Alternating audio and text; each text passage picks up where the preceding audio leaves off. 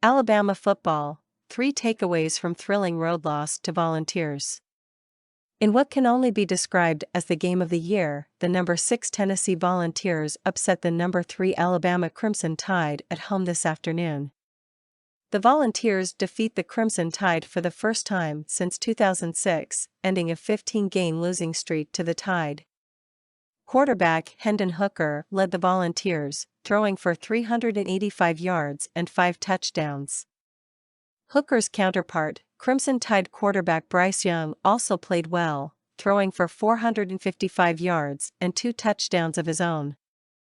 One of the stories of the game was Volunteers receiver Jalen Hyatt, who set the single-game record for receiving touchdowns with 5.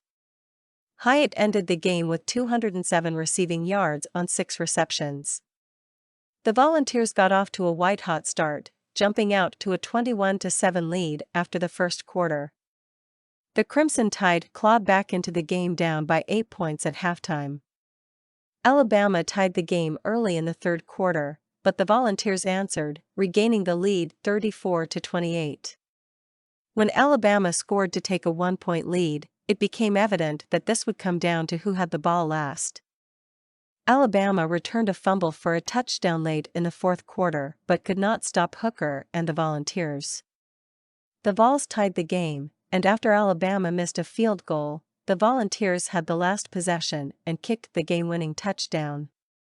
Here are 3 takeaways from what could be the game of the year.